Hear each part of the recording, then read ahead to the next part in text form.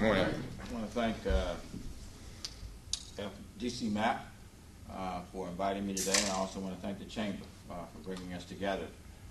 I also want to thank you for a fantastic spread. You can't imagine some of the spreads that we have at some of the other forums. This is quite a treat this morning.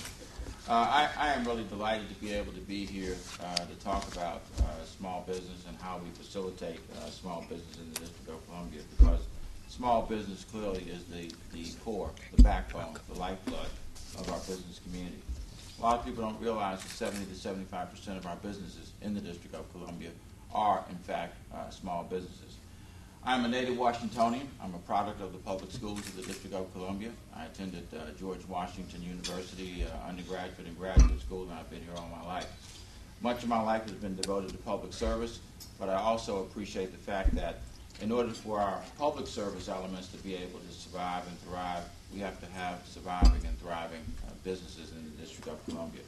It's one of the reasons why on the Council of the District of Columbia, I've really tried to focus on things that would facilitate the growth and development of business. For example, when I became chair of the council, one of the things that I discovered is that we had something called a personal property tax in the city, which I suspect all of you are familiar with.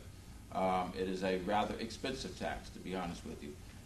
We had an exemption rate of $50,000, which essentially meant that the first $50,000 was disregarded for tax purposes.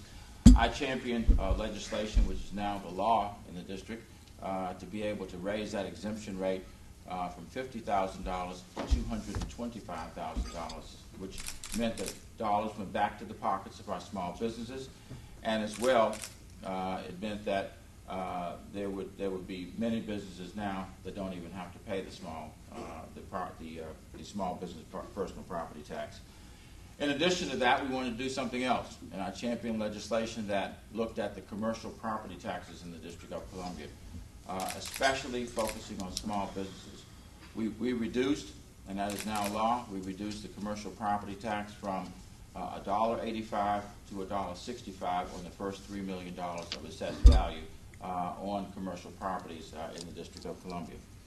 We also beat back at a further increase in the parking meter rates. I don't go anywhere where people don't raise that issue about parking meter rates in the District of Columbia. Soon it will be cheaper to be able to park in a parking garage than it will be on the streets of the District of Columbia. And I also was involved in the Job Growth Incentive Act, helping to move that forward, which basically provides tax credits for any business that creates 10 jobs over a 5-year period. I would invite you also to look at my economic development position paper, which we released now just about a week ago, 1 week ago. It has 4 elements. The first thing is to develop for the first time in many years an economic development strategy for the District of Columbia, which has embedded in it a workforce development strategy. It also would reorganize the Office of the Deputy Mayor for Economic Development and Planning and Economic Development, and frankly would recognize that there are really 2 important aspects of economic development. One is real estate interest and the other is business interest, and would create positions, one focused on business, one focused on real estate, within the economic development realm so that they get equal attention. Beyond that, we know that we have to increase our competitive edge in this region. We saw that Northrop Grumman relocated to this area. They considered the District of Columbia, but ultimately they decided to relocate to Northern Virginia. We saw the same thing with Volkswagen, and we've seen it with other companies as well. We've got to become more competitive in the city if we're going to attract those businesses which will help our economy. We need to leverage the federal government. We've got the federal government coming to the west side of the St. Elizabeth's campus. They could become an enclave there, as the hospital used to be, or they could become a catalyst for stimulating small business development in one of the areas of the city where we've seen the least amount of development.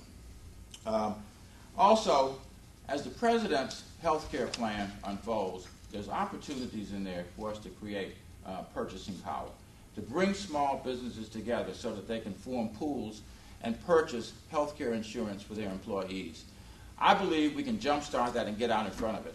We happen to have a health care alliance in the city that covers a lot of people. We are second only to Massachusetts in the percentage of people that we cover in our city, and we have the highest percentage of coverage for children.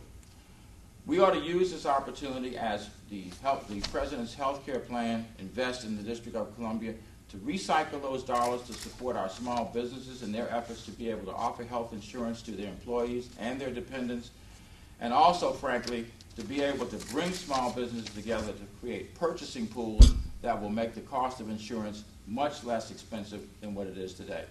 I've worked closely with small businesses in the city, and I look forward to doing it again in the future as the mayor of the District of Columbia. Thank you all very much.